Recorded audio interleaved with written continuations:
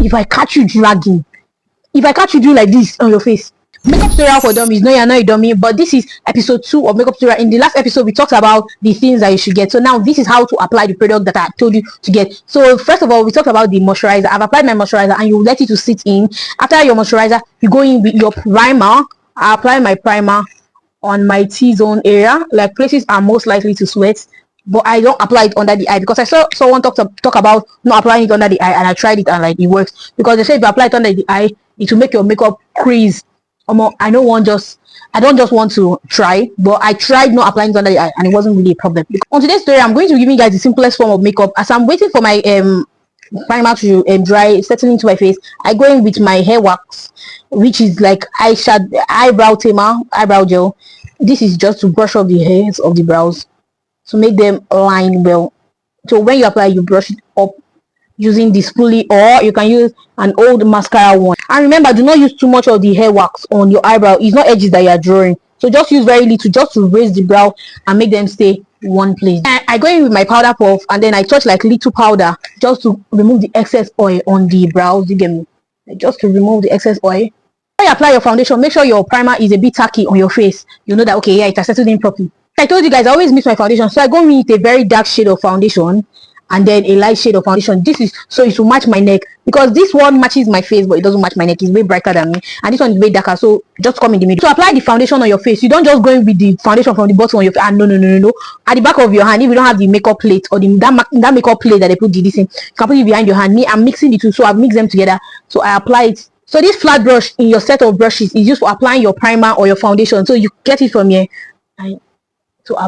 and your beauty blender, because they say damp beauty blender, you will not go, when you squeeze beauty blender, water is coming out of the beauty blender. No, just make it damp, little water, and then you dab your foundation. Please, if I catch you dragging, if I catch you doing like this on your face, now you have problem. So you just dab on your face.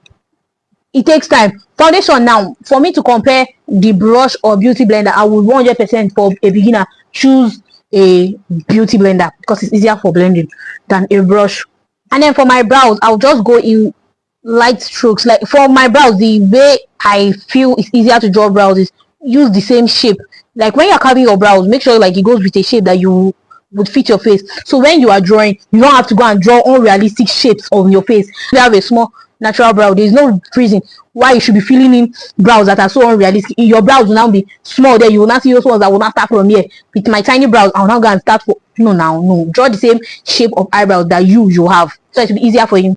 For the bottom of my brow, I'm going to be using concealer, and then for the top, I'm going to be using my shade of foundation. Exactly, my shade of foundation. And for your foundation, when you're applying it, as far as you know that is your shade of foundation, give it time. It should take time to oxidize. Like in the beginning part, my foundation was looking as if it was too light, but some foundation takes a lot of time to oxidize, and then you're blend properly. Take your time, please don't rush. If you're rushing, carry lip gloss and come up for your house. If you're rushing for your makeup, just go out of your house with only lip gloss.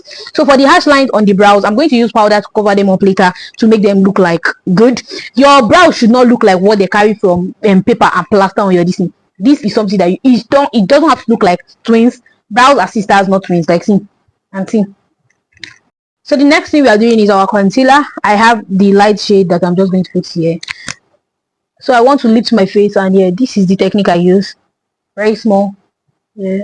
Can you see the placements? So while we allow the makeup, the concealer to sit, I will go in with my liquid blush. I use lipstick for my liquid blush, and I do the underpainting technique, which is to paint your liquid blush under your DC, and then you also apply powder blush later on. So let me blend this, I'll come back.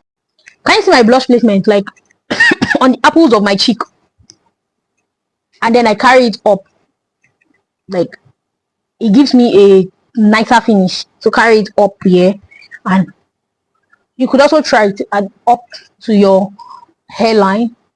Can you see? Then I go in with the darker shade of my concealer as a contour. This one I put it on my hairline, on the side of my cheek, apple here. I also put it here.